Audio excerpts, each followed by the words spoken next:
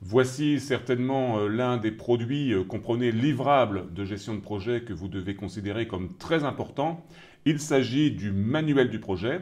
Regardons en détail ces 3 points. Tout d'abord, son usage et la valeur qu'il apporte à votre projet. Ensuite, qui est responsable de son élaboration? Vous avez très certainement la réponse à cette question. Et enfin, son contenu. Vous êtes peut-être comme moi et vous vous posez cette question. Pourquoi faut-il faire un manuel de projet alors qu'il existe déjà une charte de projet? Quelle est la différence fondamentale entre ces deux documents? Je vous laisse quelques instants pour y réfléchir et on se retrouve juste après pour la réponse. Vous devez considérer le manuel du projet comme un enrichissement de la charte du projet. Parce que tout simplement, ces deux documents ne sont pas faits, en tout cas vus par PM Square, au même moment du cycle de vie du projet. Peut-être qu'au titre de l'adaptation et de la personnalisation de la méthodologie que vous ferez dans votre projet, vous déciderez finalement de ne faire qu'un seul document qui sera un manuel du projet. Peu importe. Par contre, attention, pour votre examen de certification, vous devez bien considérer la charte de projet qui existe au titre de la phase de lancement et le manuel du projet qui existe au titre de la phase de planification et qui va ensuite perdurer jusqu'à la clôture du projet. Alors, quels sont les objectifs de notre manuel du projet? Eh bien, tout d'abord, c'est une base de gestion tout au long du cycle de vie du projet. C'est une référence également pour toutes les parties prenantes. Il y a des projets parfois qui peuvent être un petit peu longs, avec des parties prenantes qui changent. Donc, il est important pour les nouvelles personnes qui rentrent dans le projet de pouvoir avoir de la documentation pour comprendre le contexte assez rapidement. Également, il résume les objectifs du projet, ces fameux objectifs qui avaient déjà été décrits dans la charte du projet.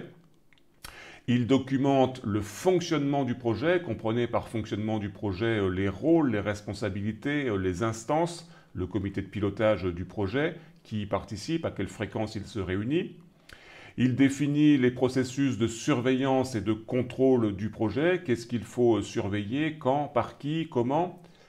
Et puis, il définit également les produits de gestion. Je vais vous donner quelques exemples. Le fameux plan de travail du projet pour déterminer les charges du projet, pour déterminer le calendrier, pour déterminer les sous-ensembles des chantiers qu'il faudra conduire, les exigences, les mesures de qualité, les risques, les changements, les décisions, la gestion des problèmes. Ce ne sont là que quelques exemples de ce que l'on va trouver dans un manuel du projet. Bien évidemment, on va regarder ça plus en détail tout à l'heure avec le plan type. Votre manuel du projet devra être tenu à jour pendant toute la durée du projet, ça c'est important, sinon le document va être frappé d'obsolescence assez vite. Donc c'est un travail avec une charge qu'il faudra y consacrer pour le faire. C'est également un document important pour la phase de clôture du projet, afin d'examiner comment le projet a fonctionné. Il servira également à capitaliser les bonnes pratiques. Voici maintenant les rôles concernés pour l'élaboration du manuel du projet. La réponse à la question de tout à l'heure, le chef de projet, le manager du projet est responsable de la réalisation du document. Ce document lui incombe totalement.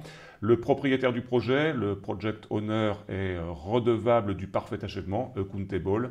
Et puis le responsable métier, le responsable de maîtrise d'ouvrage, le business manager, BM ici sur notre diagramme, peut venir soutenir, donc aider à la réalisation sur certains aspects métiers du document. Et vous avez en dessous les documents qui vont servir en entrée de la réalisation de ce manuel du projet vu par PM Square.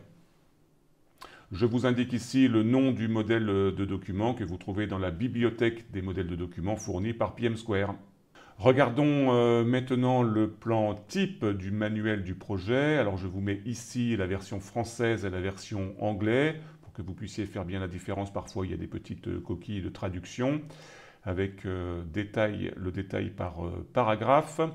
Le premier avec la reprise des éléments qui étaient mentionnés dans la charte du projet et que vous allez pouvoir bien évidemment consolider, enrichir par rapport à ce que vous connaissez maintenant du fonctionnement du projet. La description de l'approche pour la gestion de projet avec le cycle de vie du projet, notez bien le paragraphe 3.2 avec les modalités d'adaptation de PM Square comment vous avez adapté la méthodologie standard dans le contexte de votre projet, si vous avez d'autres normes applicables et puis d'autres règles spécifiques. Également le paragraphe 3.5 avec les modalités particulières de résolution des conflits et puis l'escalade qui sera mise en œuvre dans le cadre du projet.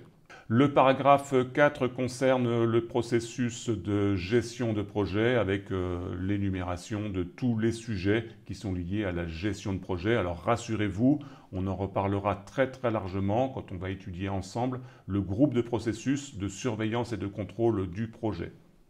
Ensuite, un paragraphe consacré aux mesures de l'avancement du projet avec la fourniture des rapports d'état de santé du projet et puis les listes de contrôle. Donc on décrit la manière dont cela va fonctionner dans le projet.